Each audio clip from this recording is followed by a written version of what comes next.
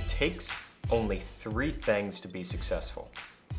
You have to be hungry, you have to be humble, and you have to be smart about what you do.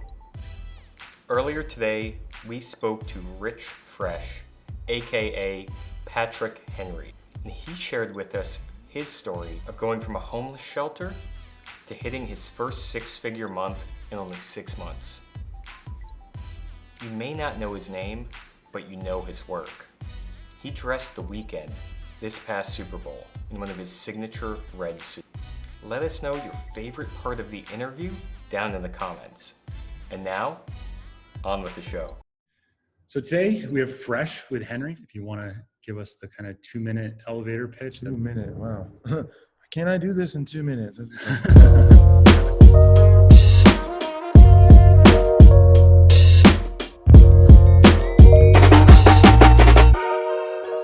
So today we have Fresh with Henry. Fresh, thanks for joining us. Thank you so much. How's everything going over there? You're in LA today. Everything is great. Everything is a dream. Yeah, you have one of the more interesting backgrounds. I'd love to hear a little bit more about how you got started. If you want to give us the kind of 2-minute elevator pitch, that'd be great for our listeners. 2 minute, wow. Can I do this in 2 minutes? I'm just a kid that just always loved fashion. I just think fashion is the coolest thing ever. I found it when I was really young. So back when it was super innocent and you're just a kid that has hobbies, all kids have hobbies. Some kids fly kites, some kids play video games. I just thought that this fashion thing was like super cool. I just kind of stuck with that and then got fascinated with it in high school. I was like, man, I really want to do this one day for a living. And just decided to just like stick with that mindset. So didn't do the, your standard college thing. I didn't go to fashion school. Didn't do any of those. I just really obsessed about it. I said, man, I don't care what happens. I'm going to end up being the success just because I want to. And so, I'm from Memphis. So I was in Memphis for a long time and then moved to New York, for a while, and then eventually moved to Los Angeles. And, you get every obstacle that you could possibly get to divert you off the path because, that sweet spot isn't for everybody. There's only so many people that can be in the sweet spot. So I always had this mindset of if only one person can get the first place, then you gotta really work hard to get there. You can't complain, about the obstacles because everyone's trying to get it, but only one person can get it. So you just come to LA and, things aren't as easy as you think they'll be. But if you stick to, a vision or an objective or this ideal, eventually, sometimes magical things can happen. I think my story is just a story of like a guy that stuck to it and magical shit happened. So let me ask you this. Where did you get this drive to have this long-term vision? Because you kind of touched upon like, you're not going to immediately go straight to the top. You have to get there. Like where did that inner drive come from? I think a lot of my inner drive came from my dad. Like my dad was a very driven, militant type of guy.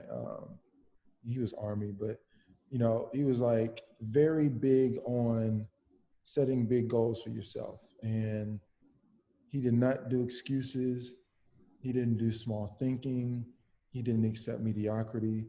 So we've always had this notion of you have to be greater than anyone else expects for you. You have to want more for you than anyone else could ever want for you. When you're drilled like that your whole life, you get to a point where it's always more. Like, why would I be comfortable with a goal that I met 3 years ago?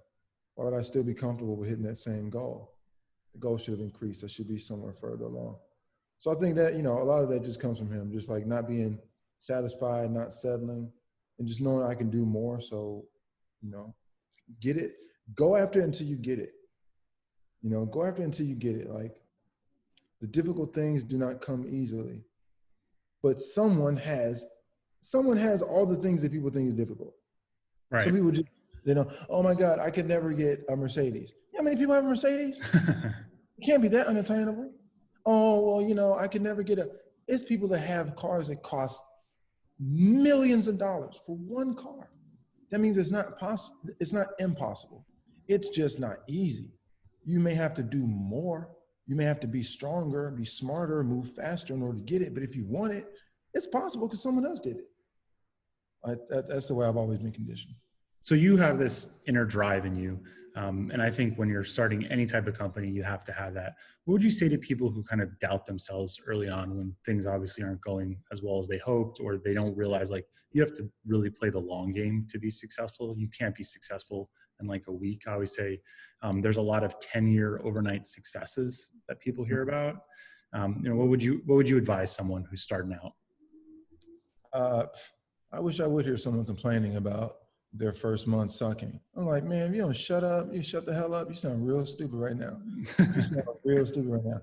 Show me anyone, pick someone, just close your eyes and pick someone. Who's the most successful person you know? Okay, say their name out loud. Okay, if you think that you are greater than them, let me know. You don't? You're not smarter than they are? Well, I don't get it, because they had shitty years. You're talking about a shitty week. You complain about a shitty week. This person lost $1 billion in a week. You're talking about one customer that, like, you're not thinking properly. Like, everyone deals with shit. It's our ability to take shit and grow from it, which determines our success trajectory. If you can't deal with shit, you're not going anywhere. If every time you hit a yellow light, you start complaining, you're not going anywhere. You know? Suck that shit up. Don't nobody want to hear that shit. Keep it pushing. Completely agree with that. So we're talking about the lows. I'd love to hear about some of the highs. Like, when were you earlier in your career, you were like, shit, like I'm on to something, or like we've got some serious momentum now. We got to keep doubling down and keep this going. Like January 2018, I didn't have shit. I was just leaving a homeless shelter. And by July 2018, I had like my first $100,000 month. Wow. And it was like, what? How? Like, you just didn't have shit. Like, you just didn't have enough food to eat or money to eat food. And like, you just made $100,000 in a month? Like, that's crazy. So I think at that point, I knew that this is not going to be normal. This is not going to be what anyone would have expected. Because I had actually asked the universe for that number. I said I wanted 100, So I was like, oh shit, since I want great things, even though it's what no one else would expect, just based on the circumstance I just came from, I want great things, and they seem to happen because I want them. I want them fervently enough that they happen. And then, I started setting my sights on celebrities, and they would just pop up. And I think at that point, like year one is when I knew, oh yeah, man, you're never gonna worry about money again. Like, I knew you'll never worry about money again. You're always gonna be like you represent something now. You're the guy that was broke, was afflicted with everything, but you figured it out, and you're gonna become a huge success, and people are gonna see it, and they're gonna aspire to success because of how they see you, do your thing. So I knew in year one that this was going to be real special. That's great. So one thing I hear from a lot of like wannabe entrepreneurs or wantrepreneurs is that they're not ready. They need a little bit more money. They need another 10,000. They need to go raise money from investors before they get started. What would you tell them, and what would you advise them as far as like, because I have my own opinion on this, but I'd love to hear what you think when it comes to like getting started. Yeah, I'd say, you know what, guys, man, you're absolutely right. You know what, guys, you're right. You know what, for my very first investor meeting, I want a custom Tom Ford suit. I'm going to pull up in a Bugatti. And then when I leave, I'm going to go to my villa that overlooks the Pacific Ocean with just me and my 10 supermodel girlfriends. And then at that point, I'll be ready to do business. Man, that shit ain't real. I'm like, you sound stupid. So this thing that you want to do so bad, you're going to wait for someone else to feel it the same way you feel it before you actually do something with it. And that's what works. That's what makes people give you money. That's how it works. That's how people get rich, is just by waiting for someone to just come along and magically write them a check with some shit. That's not how it happens. Like, everyone who's ever done anything did it first. Right. And then the shit comes. Like, no one's coming writing blank checks, bro. Like, they could go shopping with that. No one's going to come and write you a blank check because you're cool. You have to have shown your ability. It's just like back in the day, you could have a good singing voice and you could go into a record label and sing. I'm going to, my demo tape, and I'm going to sing for everyone. And guess what? They'd be like, hey, did you hear that? Oh my God, she's going to be a star. That shit don't happen nowadays. You have to already have your own following. You have to already have your Instagram following up. You need to already be on Spotify. Yep, that built-in audience. Right. You're going to wait till you get a record deal to go on Instagram and build your audience and do mixtapes? You're going to wait until someone gives you a check? You'll be waiting forever. It does not happen that way. Like, you know, if you don't come from a situation where you just have money thrust upon you, take what little you have and do something to get a result. People pay for a result. They pay to see that you could take 100 and turn it into 10,000. Yep. So when you were getting started, because I find your story really interesting and it's definitely unique. Did you ever have a chip on your shoulder? Because there's a saying that I've heard a lot lately is chips on shoulders, put chips in pockets. I've always had a chip on my shoulder. Yeah. Yeah, I can see that. And I think that's probably part of why you're driven is like, you want to make something, you want to prove yourself. Would you say that's a fair assessment? That is the most fair assessment. Like I've always been a gifted kid. You know, when I was in school, I always tested gifted. I've always been gifted shit. So I knew there was always a certain expectation. I literally came home. I can tell you, I was maybe in the 10th grade, maybe in the 11th grade. And I came home and I showed my dad my report card. And, you know, my younger brother was not doing well in school at all. And so, you know, here I am, I got the good grades. I come home and I show my dad my report card, 4 A's, 3 B's. And, you know, my mom was all like, oh, congratulations. I was like, oh, thanks, Mom. And my dad looked at it and he looked at it for a second and his face kind of got balled up. And then he looked up at me. He's like, what is this? I'm like, what do you mean? He's like, what is this? It's my report card. Like, yeah, I know, but what's wrong with your grades? Like, what do you mean? What are these B's? I'm like, oh, those are just, it's just like high B's. It's like, you know, a 90, you know, a 90 is still a B. It's weird, but, you know, it's a 90. That's interesting. So no one else in your class got above a 90, I'm sure. No one in your class got an A. Well, yeah, I mean, someone did. Oh, but you didn't. Okay, bring me this back when you have A's. Don't bring me mediocrity, expect me to celebrate that. I'm not celebrating that shit. That's how I grew up. So, you know, I've always had a chip because I've always known that more is expected. Like, I can't come home and tell my parents, oh, hey, I just started a business and I make $50,000. They're like, okay, well, now what you gonna do? Oh, nothing. Hell, it's just enough money for me to just like do my thing and coast. I can't do that. My parents look at me like I was crazy because they're like, no, we expect more from you. We've read books about gifted kids who do great things. You have to go do great shit. Go out there. You know, so I think I'm also very rebellious and I like being the underdog because it gives me this thing, you know, this aggression that I don't otherwise have. I'm a very chill guy, but I was small when I was younger. You know, I was a short kid and I've always been slim. I just got tall real quick. So I still have, you know, small man syndrome or little man syndrome. And I always had to prove someone wrong. If someone tells me I can't do something, I'm finna really do it. Yep. Don't ever tell me what I can't do. Because I have this chip. And don't tell me that I can't be greater than someone else. Someone said something to me before that my prices were too high. I was like, man, this is like Gucci prices, man. I could go to Gucci. And it's like, well, take your ass to Gucci and get it then. I was like, because really soon, it's going to be way beyond Gucci price. It's going to be more like Tom Ford prices. You won't be able to touch it. That's me. Like, I'm the shit. And if I think it first, the way I move, I'll make sure that you think it next. Perfect. So chips on shoulders, put chips in pockets is a really good way to kind of describe that. As far as influences, you mentioned your family, your dad specifically. Are there any fashion influences that inspire you or you kind of follow or take inspiration from? I've only read 2 fashion books ever. I read, and they weren't fashion books, they were biographies. I read Calvin Klein's biography and I read Ralph Lauren's biography. So I knew that Calvin Kleinitz, I think that was his name, because it's not Calvin Klein. That's not his real name. Mm. And then Ralph Lipschitz, Ralph Yep. Lauren. Yep.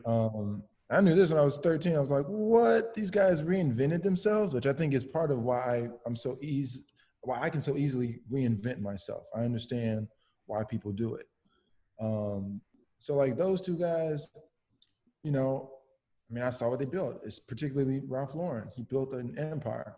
Calvin Klein was just like a rock star. He was just, back when I was a kid, everything he dropped, if it said CK on it, that was it. So those guys inspire me a lot. I had one other guy who's a family friend who inspired me because he did what I didn't want to do. You know, I remember talking to him when I was maybe 10. I used to draw pictures all the time of clothes. And he asked me if I liked doing that stuff and told me that once upon a time he used to do fashion. But, then, he got married and, he got a family. And so, man, I just had to put that on the back burner, man, and just, get a real job, man. I had to go take care of my family. So, man, I sure do miss it, man. I was good. And I could see like he got transported somewhere. He was sad as shit because he was only there for a brief second. He had to come back to his reality. And I was like, damn, I never want to do that. I never want to desire to be something and then not do it because I got a family or because I got older. Whatever you do, man, do that shit. Don't let any circumstance stop you from doing it. So yeah, those are my influences. That's great. Thanks for that. As far as goals are concerned, I'd love to hear what your goals are for the next year and then the next kind of 3 to 5 years. I mean, the goal for the next year, obviously we're coming out of 2020. So a lot of people aren't even standing anymore. So, we're fortunate to be in a position where both the Richfresh brand and the Henry brand aren't just standing, but they're flourishing. And they're both independent.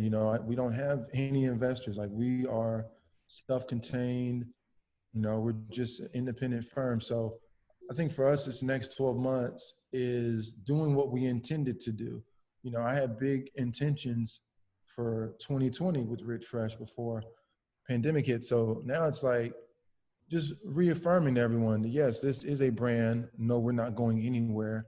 Yes, we are the epitome of luxury. And I think for Henry, it's a lot of the same. Like, we made it through 2020. We're still here. We're still flourishing. Here's what we're going to do next. We're going to show you guys that we're more than just a one-hit wonder. We got a whole catalog of hits that we can't wait to share with you guys. So just more of the same, just, becoming a bigger business, becoming a smarter businessman, more capable CEO. That's all. Very nice. So what's something that an outsider who doesn't know much about the fashion industry might be surprised to know? It's easier to make money in fashion than you think. Huh. People think fashion is this holy grail that only certain people can. Fashion is not that. Fashion is just meeting consumer needs with a product. People need a thing, and if you meet their need with the product, that's fashion. The intersection there is called fashion. If you can find a way to monetize it, that's called fashion business. So it's very easy. Social media makes it simple. And I mean, really, anyone who wants to make some side money can make money finding a product and connecting it with an audience. And you can use the internet to do it. So I wouldn't feel, threatened by fashion. I wouldn't feel intimidated by it. Do a little bit of research, do a little bit of studying, but anybody can jump in and get their feet wet. Right. Yeah. They got to just get started. I think too many people overanalyze things. They want to raise money. They don't actually like make the moves and put themselves out there. And I think it always goes down to people are afraid. They're a little bit of fear of rejection. They don't want to see like 0 sales for 2 weeks.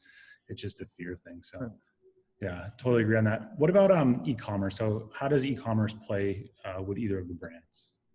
So I was the biggest wuss on earth when it came to e-commerce. This whole time with Richfresh, I didn't operate anything e-commerce. It was all hand to hand. But I built a very strong business doing it that way. But I kind of told myself, I kept telling myself, nah, man, this is the space you have to stay in. You don't do the e-commerce shit. That's not for you, man. You can't control that, the sizing. No, it's not for you. Let other people do that shit. You just keep getting all this custom money. And like, I just launched my first ready-to-wear collection, which is only available online. And it was really because I still had that thought, obviously Henry started off online. We don't have any brick and mortar. Henry is all online. So I think creating Henry as an online subscription model, online distribution, was me proving to myself that we could build an e-commerce model. And then, once we got to a certain point, we got to pretty much the year point, and I turned around and I built an e-commerce model for Richfresh, and it did far beyond what I thought it was going to do. Like, fewer hiccups than I have doing custom, and it was just an easier thing. And like, wow, you waited this whole time to do this, and it was so simple, and people been waiting for it. So, I'm really preaching to the choir, and I'm saying out loud to people what I've had to say to myself. Just do it. Like, I had to put my ready-to-wear collection. I put it together in 9 days. Wow. From concept to completion. Concept to samples, to models, to photo shoot, to build the website, to do the videos, to launch it. It was a 9-day process, because sometimes you just got to prove that you can do shit, So if you have an opportunity to do some e-commerce, like, don't talk yourself out of it. There are so many people that you'll never, ever be able to touch who you can connect your product to by doing the e-commerce. And the other way is just slow grow. You gotta do the e-commerce thing. Yeah, I totally agree. It's crazy. People don't realize how big some of these markets are until you get online, and then you're like, wow, there are so many potential customers that we can sell to. So tell me a little bit more about Henry. You touched on it a little bit, but I'd love to hear more about the product and where you want to go with it. So yeah, Henry, my brother and I, we were just solving a problem. April, 2020. I own a clothing factory as well as the actual clothing brand. So my factory makes all my clothes, and we couldn't find masks for any of our tailors. We were like, yo, this is crazy. I'm a tailor myself. I'll just go down there and make a mask. This is easy. So my brother and I, we just went down. I made a mask. We showed it to a friend just later on that day. And we ended up selling thousands of masks to different factories back home in Memphis and, in different parts of the South, because someone saw that we can make masks. And we just took in you know what, this could be a bigger thing than this. Yeah, we were making some money, but we could turn this into an operation, but we need to do it differently. Let's brand this, and let's set it up for the future. So we decided to brand it as Henry, which is our last name. This is a family business, it's our family legacy. My mom's last name is Henry. My daughter's last name is Henry. My brother's got children, their last name is, we're Henrys. So we built that so that it would be something that we would make sure it goes where it's supposed to go. That's our family legacy. And we decided to do it as a subscription model because the problem we were solving was masks were unavailable. There was a global shortage. If you wanted a mask, too bad, you can't get one. And that to me didn't make any sense. It's the medicine that we need to survive this pandemic is a mask. Why is it that people can't get one? Why is it that people might get one and not be sure if they can get another one? So I said, we need to set this up as a subscription. We need to make the price affordable, and we need to do it this way. And we need to have a unique aesthetic so that when people see ours, they say, wait a second, that's one of those Henry masks, isn't it? And we started with that. And, we just, oh my God, we launched it in a weekend. We literally had the idea. Wow. We rolled it out in a weekend. So that's another good piece of advice. So one, you moved extremely fast. You weren't waiting around. You weren't going out. You knew immediately, this is a problem. We can solve it. So there's a pain out there. There's a problem. We can get money to solve this problem for people. And then clearly, there's a massive market for it. So for you, it seems like you see problems, you solve them, You don't wait around, you just start getting to work, and then you make sure you put out something that's unique, because the aesthetic is very different than what people normally see with masks. And I'm starting to see it now in Brooklyn everywhere, because before this call, I saw them. I didn't go up close to people to read the logo, but now I'm seeing it, and then you can see, and you're like, okay, that's a Henry Mask. Very cool. Last question. Where can people get in contact with you, and where can they find your products? What are the domains for the websites? So, you know, the cool thing about Richfresh is how exclusive and private it is. People don't even know that I'm a real person. They don't think I exist. They think I'm like, I don't know, some AI, something. They don't think I'm real. Because, you know, I'm very off the grid. There's no storefront, there's no boutique, there's no phone number. But you can go to richfresh.com and you can actually see the product. You can see the line. You can find out more about the brand. You can also go to HenryMask.com and you can see what we're doing on the mask side. Like, we've got the coolest mask product on the market. You know, we've got a number of collabs with cool artists and celebrities and just people who have a taste level.